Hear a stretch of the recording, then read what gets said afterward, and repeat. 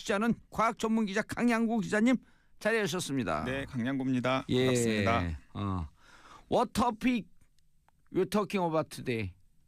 오늘은 긱 이코노미라고 하는 신조어를 소개해 드리려고 합니다. GIG. GIG. 아이돌 그룹 이름 같아요. 그렇죠. GIG 긱. 근데 지금 정확하게 지금 포인트를 잡으셨는데요. 원래 이 GIG라고 하는 표현이 1920년대에 미국의 재즈 클럽에서 유래를 했다고 합니다. 그래요? 네. 이 제 촉은 어떻게 알 수가 없는 거야 이게. 그러니까 이제 재즈 클럽에서 이제 그 상시적으로 연주하는 사람들을 고용하기가 어렵잖아요. 비정규직으로. 그래서 이제 그렇죠. 한시죠. 요즘 용어로는 이제 비정규직인 거죠. 예. 그러니까 이제 여기저기 파트. 이제 좀 유명세가 있는 공연자들 혹은 자기 클럽의 규모가 맞는 비용을 지불할 수 있는 공연자들을 단기적으로 섭외를 해서 이제 공연을 했는데 그런 공연을 이제 긱이라고 표현을 했다고 그래요. 이른바 무슨 프로젝트 그룹이라든지. 맞아요. 프로젝트 그룹이라든지 아니면 이제 뭐 좀 요즘 이제 우리 사회에 뭐 계약직, 임시직, 비정규직 그러니까 필요에 따라서 그때그때 사람을 고용하는 형태의 이제 고용 형태 혹은 이제 그런 고용 형태가 지배적인 경제를 이제 긱 이코노미라고 하는 거죠. 긱 공유 정확하게 우리말로 하면 공유 경제? 이제 우리가 이제 뭐 박원순 서울시장님 좋아하시는 공유 경제와도 사실은 통하는 대목이에요. 정확하게 번역은 뭐로 번역해야 돼요? 긱 이코노미 정확한 그냥 진짜 임시직 이코노미, 임시직 경제, 임시 경제 뭐 이런 게 되겠죠. 네, 임시 경제. 네. 그래서 이제 근데 앞으로 이제 많은 곳에서 이 긱 이코노미라는 신조어가 등장한 게 디지털 기술이 발달하면서 이런 긱 이코노미가 축소되거나 정체되는 게 아니라 더욱더 팽창될 것이라는 전망이 세계 곳곳에서 이제 나오고 있어서 그리고 또 그런 게 이제 고용의 앞으로의 지배적인 형태가 될 가능성이 크다. 제가 한 상황을 들어서 질문할 테니까요. 네네네. 우리 집사람이 인테리어 사업을 할 때 집사람이 사장, 그다음에 여직원 그 경리 하나. 그다음에 디자인을 볼 수 있는 직원 하나 있고 3명의 총 직원이 상시적으로는 그렇죠. 상시적으로는 그러다. 근데 어떤 뭔가를 따오면 딱 따면 그때 우리 집사람이 쭉 인터넷으로 이메일을 주고받고 디자인을 픽업을 해갖고 그 사람을 데리고 와갖고 또 한국의 디자이너들 공사하는 사람들 쫙 모아. 이래서 이 프로젝트 끝나면 또 헤어져. 그런 게 이제 긱 이코노미의 전형적인 모습 가운데 하나인 거죠. 정확하게 포착을 하셨는데 그런데 이제 이 긱 이코노미와 관련해서는 좀 이렇게 밝은 부분에 주목하는 분들도 있고요. 좀 어두운 부분에 주목하는 분들도 계시는 것 같아요. 그리고 이제 공유 경제도 마찬가지인데 이제 공유 경제라 이제 긱 이코노미는 잠깐 제쳐두고 공유 경제 얘기를 해보자면 이 공유 경제라는 표현이 처음 나왔을 때 뭐 이제 지금 굉장히 유명하죠. 뭐 우버라던가 우버는 차량을 공유하는 서비스고 에어비앤비는 숙박을 공유하는 서비스죠. 그리고 이제 딜리버루라고 하는 건 이제 음식 배달. 우리말로 우리는 뭐 요기요 같은 뭐 앱 같은 게 이제 되겠죠. 배달에 어쩌고 배달에 뭐 이런 것도 있을 테고 그리고 또 우리나라에도 다양한 형태 그런 것들이 있는데 뭐 미국에서는 태스크 래빗이라고 하는 또 서비스가 있는데 그거는 이제 잡일이나 심부름 같은 것들을 대행해 주는 그런 서비스예요. 근데 이런 서비스들이 보통 2008년에서 2009년도에 이제 창업을 해서 이제 미국의 실리콘밸리에서 굉장히 많은 투자를 받으면서 이제 성공한 사업 모델들이 되었거든요. 그리고 이제 지금 거의 한 10년 가까이가 이제 지난 거잖아요. 근데 10년이 지나니까는 사람들이 이제 한번 평가를 해보자. 이런 흔히 우리가 공유 경제라고 얘기하는 그런 서비스들이 시작된 지가 10년이 되었는데 10년이 지난 다음에 사회가 더 나아졌는지 아니면은 더 안 좋은 방향으로 갔는지를 평가를 한번 해보자. 그런데 평가를 해봤더니 결과는 긱 이코노미 아니냐. 돈이 안 되니까.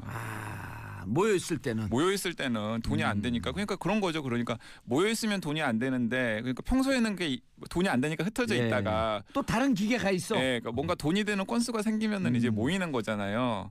근데 이제 그게 밝은 면과 어두운 면이 동시에 있을 것 같다는 생각이 드는 겁니다. 지금 우리가 밝은 면만 얘기했어요. 저희는 여태까지는 이제 밝은 면을 이제 얘기를 한 건데 그러니까 어떻게 보면은 그런 거죠. 그러니까 뭔가 일을 하고 싶은 욕구가 있는 분들이 있고 능력이 있는데 그런 능력 교육을 상시적으로 받아주는 데가 없는데 이런 긱 이코노미의 시대 혹은 공유경제의 시대 혹은 그런 것들이 가능하게 하는 디지털 플랫폼 같은 것들이 있으면은 이제 적재적소에 자신을 필요로 하는 사람들에 따라서 일을 할 수가 있는 거죠.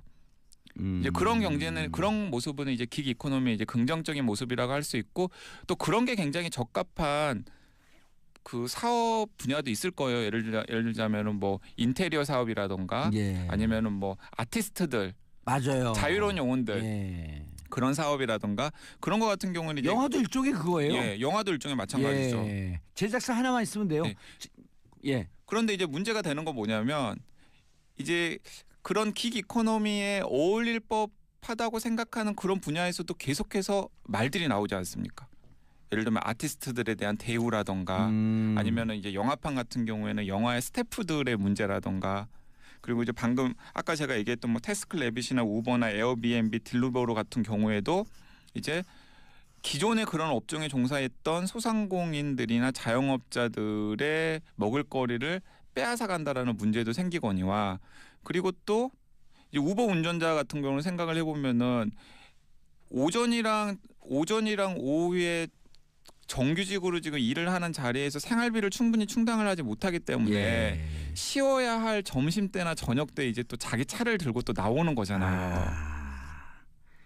자기 고정직 있으면서 따블잡 뛴다 그러면서 대리운전 하시는 분들도 좀 비슷한 심정이네. 그렇죠. 예, 저기 사업하시니까 잘 아실 거 아니에요. 그러니까 고정잡은 상당 부분들이 있으시는 거죠. 그거 갖고 이제 생활이 안 되거나 그걸로 생활이 안 되는 문화생활까지도 좀 하기 위해서 돈이 부족하거나 돈이 부족하니까 그러니까 이제 밤잠을 줄이고 당연히 쉬어야 되는 저녁에 있는 삶을 누려야 될 시간에 이제 그 갑질 견뎌가면서 이제 술 취한 분들 갑질 견뎌가면서 때로는 그 밤새 고생을 하시는 거잖아요. 저도 일종의 긱 경제의 한 그 중심에 서 있는 인물인데 데일리 방송하면서 좀 부족하니까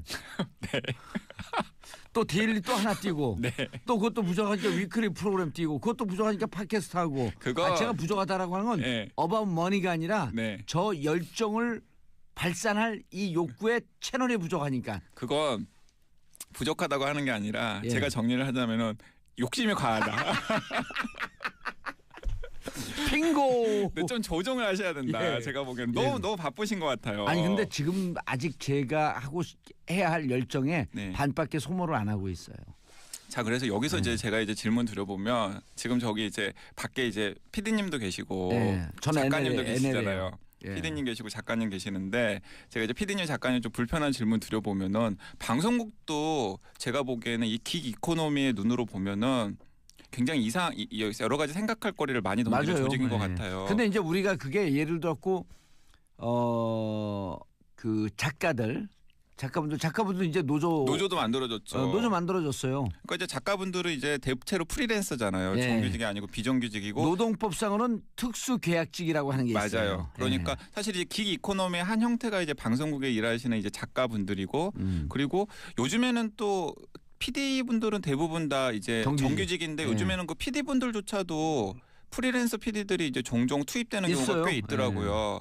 그리고 이제 다른 이제 뭐 라디오는 심플하긴 하지만 뭐 TV 같은 경우에는 TV 프로그램 하나를 만들 때 동원되는 많은 스태프들이 또 다 긱 멤버죠. 긱 멤버들인 경우가 많죠. PD, 작가 그리고 무슨 프로젝트나 프로그램이 있을 때 모여드는 그런 스태프들이 예를 들어서 기여만큼 똑같이 급여를 받는다라고 생각을 하면은 사실은 긱 이코노미 해피 좋다. 그런데 사실은 그렇지가 않잖아요. 긱 이코노미 긱 멤버가 아닌 분들은 비교적 안정적인 그 사내 복지에 그리고 상당히 높은 급여에 어쨌든 간에 먹고 살만한 뭔가가 보장이 되는데 이 긱 멤버들 같은 경우에는 사실은 그런 데서 이제 배제되거나 소외되는 경우가 굉장히 많단 말이죠. 그러니까 저는 그 대목이 바로 이 디지털 플랫폼이 가능하게 한 긱 이코노미의 좀 맹점 혹은 어두운 점이 아닐까라는 생각이 듭니다. 아니 그 제가 저기 그 애청자분들한테 한번 그 여쭤보고 싶은 건데 애청자분들도 이런 거 궁금해하지 않았어요? 아니 내 운전기사 내가 앱으로 선택하고 평가도 할 수 있잖아요. 그리고 숙박, 자는 방 평가할 수 있잖아요. 근데 의사, 변호사 그러네. 의사, 변호사 혹은 교사 이런 사람들을 그런 식으로 막 평가하는 앱 같은 게 나온다 그러면은 당장 엄청난 반발에 부딪힐 테고 예. 심지어는 불법 뭐 의료법 위반 등등등 해가지고 이제 여러 가지 제재를 받을 가능성이 굉장히 크단 말이죠. 예. 근데 그건 참 이상하잖아요. 우리 사회에서 가장 고소득을 올리고 안정적이면서도 사람들한테 필수적인 서비스를 제공한다는 의사나 변호사 같은 사람들은 왜 이런 깁 이코노미나 공유경제 서비스 안으로 들어올 수 없을까? 왜 그렇죠? 그러니까 그런 거죠. 이렇게 아니 마취과 의사는 ギ이코노미로 그렇죠, 들어와요. 그렇죠. 예, 병원마다 마취과 이렇게 예. 이제 막 이제 선택을 해가지고 하는 메뚜기 거니까. 뛰듯이 이렇게 네, 하는 네. 건데. 근데 이제 어쨌든간에 만약에 사람들이 이제 의사들의 서비스에 대해서 의사들의 진료 서비스에 대해서 평가를 하고 또 그런 평가들이 공유가 되고. 그래서 사람들이 가장 좋은 서비스를 제공하는 가장 진료를 제공하는 의사들과 연결이 되고 이런 것들이 만약에 스마트폰 하나로 된다면은 꽤 각광을 받을 수도 있는데 예. 사실은 그런 게 등장을 못 하고 있단 말이죠. 왜 그렇죠? 여러 가지 제약 때문에. 이제 그래서 긱 이코노미가 이런 것 같습니다. 그러니까 이미 뭔가 사회적으로 안정적이고 가질 게 있는 분들은 예. 긱 이코노미에 편입을 하지 않는 거예요. 수요는 있지만 조금 어려운 직종에 있는 분들은 긱 이코노미에 놔두고. 예. 그리고 이제 반면에 이제 좀 이렇게 저임금이고 그리고 공급 수요보다 공급이 항상 많고 그리고 일종의 이제 막 열정을 착취할 수 있는 종류의 열정페이를 요구할 수 있는 그런 종류에서는 이런 긱 이코노미가 이제 확산이 되고 있다라는 겁니다.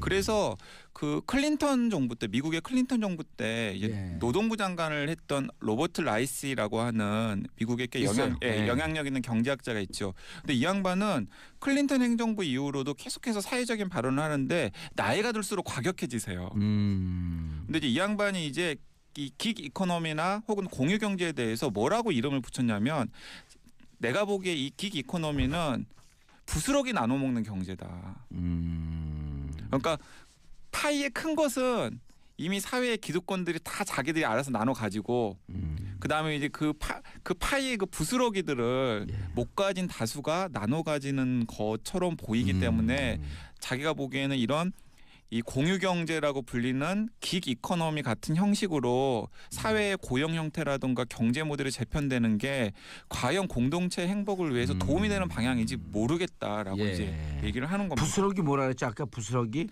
나눠 먹는 경제. 부스러기 가슴 아프다. 네. 예. 부스러기 나눠 먹는 경제.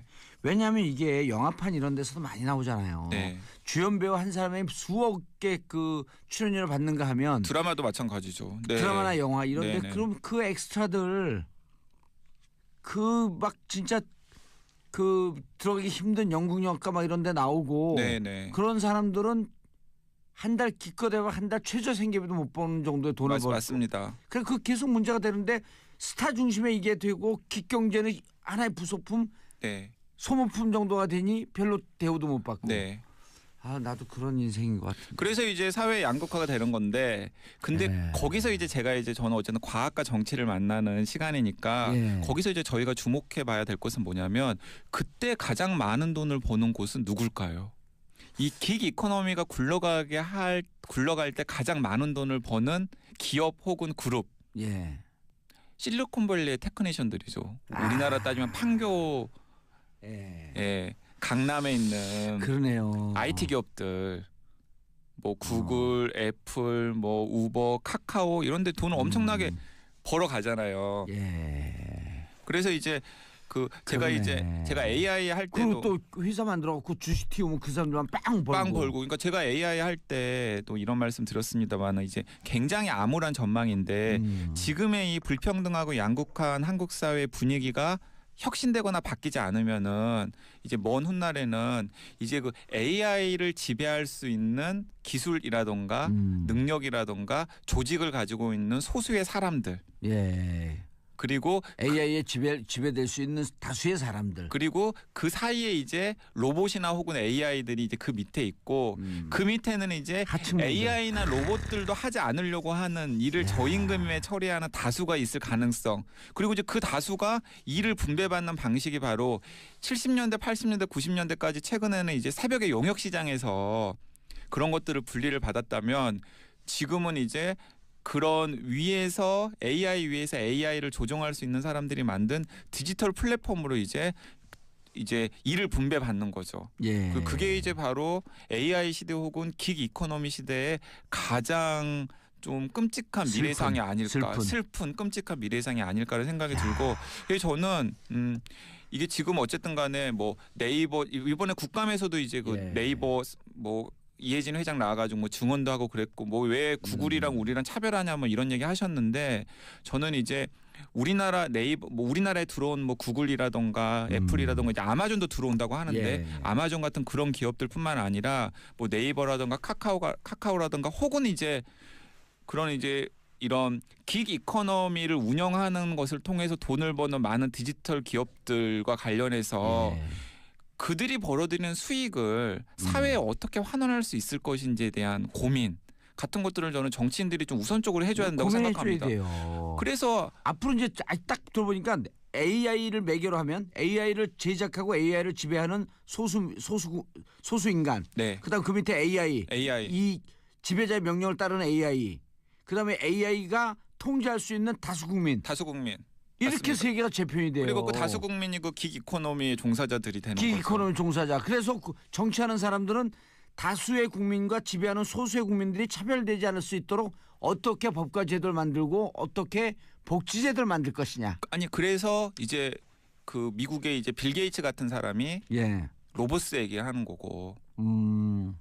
AI나 아니면 이런 그런 디지털 플랫폼으로 돈 버는 사람들이 거기에 상응하는 세금 같은 것들을 더 많이 내야 된다. 그리고 그 재원을 이용해서 뭐 기본소득 같은 재원으로 활용할 수 있는 방안 같은 걸 적극적으로 고민하자라고 이 테크 업계에 있는 사람이 앞서서 이제 얘기를 하는 것도 그런 미래가 너무 두렵기 때문이에요. 맞아요. 근데 그런 거에 비하면 우리나라 IT 재벌 청년 재벌들 있잖아요. 젊은 재벌들 40대 50대 초반 IT 붐일 때 재벌된 사람들 많이 아시죠? 잘 알아요. 참 나빠요. 사장님도 나쁘고 IT 재벌 나빠요. 같이 살아요. 아니 그리고 그 큰 IT 기업들에서도 항상 이제 그런 문제들이 생기지 않습니까? 노동과 관련된. IT 이런 분들이 다 나쁘진 않은데 왜냐하면 그 너무 탐욕에 그 바운드 되어 있는 친한 분들도 계시지 않으세요? 엄청 많죠. 때려주고 싶어요. 참 나빠요. 그래서 저는 이제 오늘 이제 그 긱 이코노미나 공유 경제 이제 약간의 암울한 모습에 대해서 제가 말씀을 많이 드렸는데, 물론 그것이 굉장히 효율적으로 적재적소의 일자리를 분배하는 기능도 있죠. 근데 사실은 비정규직 처음에 도입될 때 비정규직 도입하시는 분들이 비정규직의 장점이라고 목소리를 높였던 게 바로 딱 그런 거였거든요. 노동의 유연화. 알겠습니다. 어쨌든 이렇게 긱 경제라고 하는 것 때문에 사회는 자칫 잘못해서 긴장해서 제도를 제대로 놓으려고 하지 않으면 다수의 소외되는 사회로 점착하고 가게 될 것이다. 알겠습니다. 자, 강양구 기자님 인사하시고요. 네, 감사합니다. 강양구였습니다. 저는 토요일 2부 순서 끝내고요. 월요일 10시 5분에 다시 돌아오는데 스티븐 밀러 밴드의 아브라카다브라 들으면서 인사하겠습니다. 아브라카다브라는 말대로 될지어다. 자, 아브라카다브라 말대로 되시길, 행복한 주말 되시길. 아브라카다브라. 근데 이제 음식 배달. 우리말로 우리는 뭐 요기요 같은 뭐 앱 같은 게 이제 되겠죠. 배달에 어쩌고 배달에 뭐 이런 것도 있을 테고, 그리고 또 우리나라에도 다양한 형태 그런 것들이 있는데, 뭐 미국에서는 태스크 래빗이라고 하는 또 서비스가 있는데, 그거는 이제 잡일이나 심부름 같은 것들을 대행해 주는 그런 서비스예요.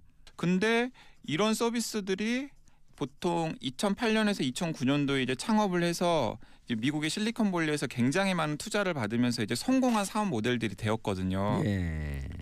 그리고 이제 지금 거의 한 10년 가까이가 이제 지난 거잖아요. 근데 10년이 지나니까는 사람들이 이제 한번 평가를 해보자. 이런 흔히 우리가 공유 경제라고 얘기하는 그런 서비스들이 시작된 지가 10년이 되었는데 10년이 지난 다음에 사회가 더 나아졌는지 아니면은 더 안 좋은 방향으로 갔는지를 평가를 한번 해보자. 그런데 평가를 해봤더니 결과는 긱 이코노미 아니냐. 돈이 안 되니까.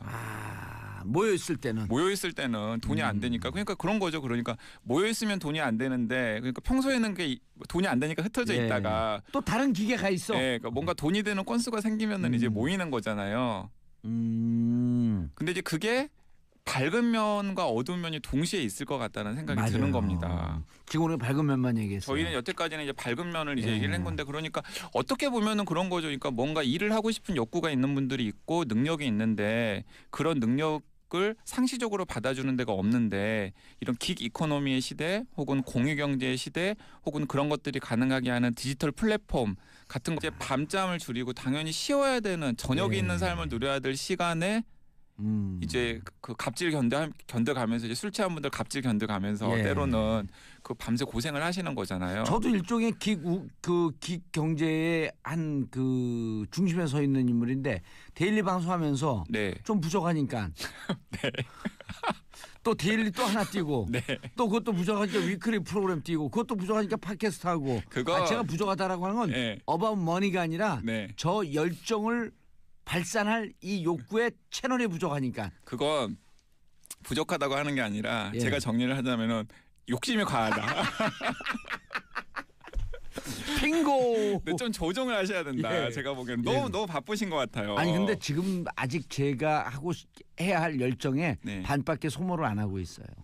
자 그래서 여기서 이제 제가 이제 질문 드려보면 지금 저기 이제 밖에 이제 PD님도 계시고 예. 저는 작가님도 NL 이에요. 계시잖아요. 예. PD님 계시고 작가님 계시는데 제가 이제 PD님 작가님 좀 불편한 질문 드려보면은 방송국도 제가 보기에는 이 긱 이코노미의 눈으로 보면은 굉장히 여러 가지 생각할 거리를 많이 던지는 맞아요. 조직인 것 예. 같아요. 근데 이제 우리가 그게 예를 들었고 그 작가분들 이제 노조도 만들어졌죠. 노조 만들어졌어요. 그러니까 이제 작가분들은 이제 대체로 프리랜서잖아요. 예. 정규직이 아니고 비정규직이고. 노동법상으로는 특수계약직이라고 하는 게 있어요. 맞아요. 그러니까 사실 이제 긱 이코노미의 한 형태가 이제 방송국에 일하시는 이제 작가분들이고 그리고 요즘에는 또 PD 분들은 대부분 다 이제 정규직인데 예. 요즘에는 그 PD 분들조차도 것들이 있으면은 이제 적재적소에 자신을 필요로 하는 사람들에 따라서 일을 할 수가 있는 거죠. 이제 그런 경제는 그런 모습은 이제 긱 이코노미의 이제 긍정적인 모습이라고 할 수 있고 또 그런 게 굉장히 적합한 그 사업 분야도 있을 거예요. 예를 들자면은 뭐 인테리어 사업이라던가 예. 아니면은 뭐 아티스트들 맞아요. 자유로운 영혼들 예. 그런 사업이라던가 그런 거 같은 경우는 이제 영화도 일종의 그거예요. 예, 영화도 일종의 마찬가지죠. 예. 제작사 하나만 있으면 돼요. 네. 예. 그런데 이제 문제가 되는 건 뭐냐면 이제 그런 긱 이코노미에 어울릴 법하다고 생각하는 그런 분야에서도 계속해서 말들이 나오지 않습니까? 예를 들면 아티스트들에 대한 대우라던가 아니면은 이제 영화판 같은 경우에는 영화의 스태프들의 문제라던가 그리고 이제 방금 아까 제가 얘기했던 뭐 태스크래빗이나 우버나 에어비앤비, 딜리버로 같은 경우에도 이제 기존의 그런 업종에 종사했던 소상공인들이나 자영업자들의 먹을거리를 빼앗아 간다라는 문제도 생기거니와 그리고 또 이제 우버 운전자 같은 경우는 생각을 해보면은 오전이랑 오후에 정규직으로 지금 일을 하는 자리에서 생활비를 충분히 충당을 하지 못하기 때문에 예. 쉬어야 할 점심 때나 저녁 때 이제 또 자기 차를 들고 또 나오는 거잖아요. 자기 고정직 있으면서 따블잡 뛴다 그러면서 대리운전 하시는 분들도 좀 비슷한 심정이네. 그렇죠. 예, 저기 사업하시니까 잘 아실 거 아니에요. 그러니까 고정 자본 상당 부분들이 있으시는 거죠. 그거 갖고 이제 생활이 안 되거나 그걸로 생활이 안 되는 문화생활까지도 좀 하기 위해서 돈이 부족하거나 돈이 부족하니까 그러니까 기자는 과학 전문 기자 강양구 기자님 자리해 주셨습니다. 네, 강양구입니다. 예. 반갑습니다. What topic you talking about today? 오늘은 긱 이코노미라고 하는 신조어를 소개해 드리려고 합니다. GIG. GIG. 아이돌 그룹 이름 같아요. 그렇죠. GIG 긱. 근데 예. 지금 정확하게 지금 포인트를 잡으셨는데요. 원래 이 긱 GIG라고 하는 표현이 1920년대 미국의 재즈 클럽에서 유래를 했다고 합니다. 그래요? 네. 이 제 촉은 어떻게 알 수가 없는 거야 이게. 그러니까 이제 재즈 클럽에서 이제 그 상시적으로 연주하는 사람들을 고용하기가 어렵잖아요. 비정규직으로. 그래서 이제 그렇죠. 한시적. 요즘 용어로는 이제 비정규직인 거죠. 예. 그러니까 이제 여기저기 이제 파트. 좀 유명세가 있는 공연자들 혹은 자기 클럽의 규모가 맞는 비용을 지불할 수 있는 공연자들을 단기적으로 섭외를 해서 예. 이제 공연을 했는데 그런 공연을 이제 긱이라고 표현을 했다고 그래요. 예. 이른바 무슨 프로젝트 그룹이라든지 맞아요. 예. 프로젝트 그룹이라든지 아니면 이제 뭐 좀 요즘 이제 우리 사회에 뭐 계약직, 예. 임시직, 비정규직 그러니까 필요에 따라서 그때그때 사람을 고용하는 형태의 이제 고용 형태 혹은 이제 그런 고용 형태가 지배적인 경제를 이제 긱 이코노미라고 하는 거죠. 예. 공유 정확하게 우리말로 하면 공유 경제? 이제 우리가 이제 뭐 박원순 서울시장님 좋아하시는 예. 공유 경제와도 사실은 통하는 대목이에요. 정확하게 번역은 뭐로 번역해야 돼요? 퀵 이코노미 정확한 그냥 진짜 임시직 이코노미, 임시직 경제, 임시 경제 뭐 이런 게 되겠죠. 네. 임시 경제. 네. 그래서 이제 근데 앞으로 이제 많은 곳에서 이 긱 이코노미라는 신조어가 등장한 게 디지털 기술이 발달하면서 예. 이런 긱 이코노미가 축소되거나 정체되는 게 아니라 더욱더 팽창될 것이라는 전망이 세계 곳곳에서 이제 나오고 있어서 예. 그리고 또 그런 게 이제 고용의 앞으로의 지배적인 형태가 될 가능성이 크다. 제가 한 상황을 들어서 질문할 테니까요. 네네네. 우리 집사람이 인테리어 사업을 할 때 네. 집사람이 사장, 네. 그다음에 여직원 그 경리 하나, 그다음에 디자인을 볼 수 있는 직원 하나 있고 3명의 총 직원이 상시적으로는 그렇죠. 상식적으로 그러다 네. 그런데 근데 어떤 뭔가를 따오면 딱 따면 그때 우리 집사람이 쭉 인터넷으로 이메일을 주고받고 디자인을 픽업을 해갖고 그 사람을 데리고 와갖고 또 한국의 디자이너들 공사하는 사람들 쫙 모아. 네. 이래서 이 프로젝트 끝나면 또 헤어져. 그런 게 이제 긱 이코노미의 전형적인 모습 가운데 그렇죠. 하나인 거죠. 네, 정확하게 포착을 하셨는데 그런데 이제 이 긱 이코노미와 관련해서는 좀 이렇게 밝은 부분에 주목하는 분들도 있고요. 네. 좀 어두운 부분에 주목하는 분들도 계시는 것 같아요. 그런 이제 공유 경제도 마찬가지인데 이제 공유 경제라 이제 긱 이코노미는 잠깐 제쳐두고 공유 경제 얘기를 해보자면 이 공유 경제라는 표현이 처음 나왔을 때 뭐 이제 지금 굉장히 유명하죠. 뭐 우버라던가 우버는 차량을 공유하는 예. 서비스고 에어비앤비는 숙박을 공유하는 서비스죠. 맞아요. 그리고 이제 딜리버루라고 하는